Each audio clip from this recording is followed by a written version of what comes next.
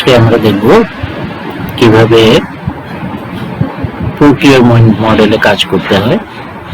তো প্রকিউরমেন্ট মডেলে আমাদের প্রথম স্টেপ হচ্ছে রিকুইজিশন। আমরা একটা রিকুইজিশন তৈরি করব। এই জন্য আমার যেতে হবে এখানে পারচেজে,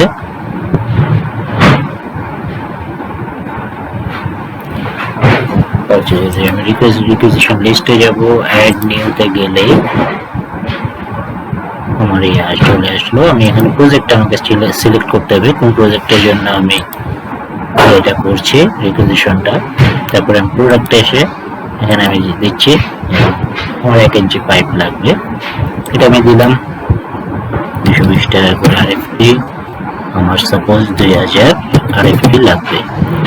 এইভাবে আমি করে দিলাম। দেওয়ার পরে আমি আরো আইটেম অ্যাড করতে চাইলে অ্যাড করতে পারবো, না হলে আমি এখানে সেভ করে দিব। আমি সেভ করে দিলাম এবং আমার রিকুইজিশনটা তৈরি হয়ে গেল। রিকুইজিশনটা তৈরি হওয়ার পরে আমি যাব পিয়ার অ্যালোকেশন লিস্টে। এই এটাকে আমি অ্যালোকেট করব। এখানে আমার অ্যালোকেট করার জন্য আমার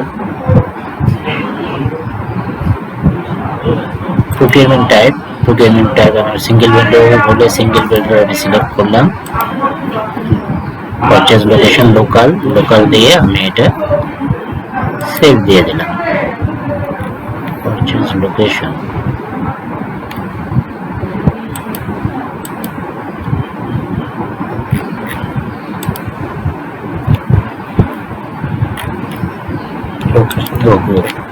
আচ্ছা দিলাম এবং সেভ করলাম। আমি এটা অ্যালোকেট হয়ে গেল আমার।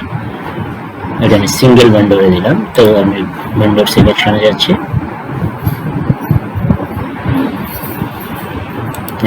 Purchaser PO single উইন্ডোরে,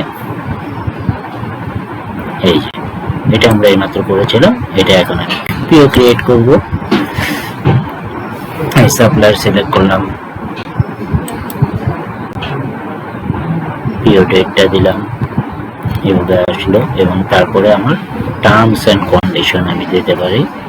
terms and condition দেওয়ার পরে এখানে আমি টার্মস এন্ড কন্ডিশন কোনটা চাইলে আমি বাদও দিতে পারি, অ্যাডও করতে পারি। এভাবে আমি অ্যাড করে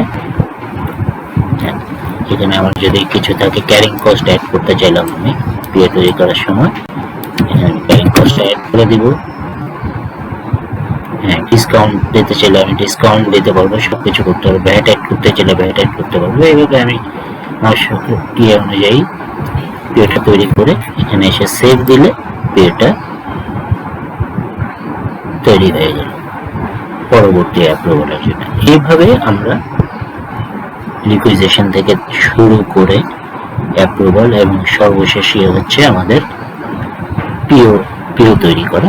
এইভাবে আমরা কাজগুলো করতে পারি।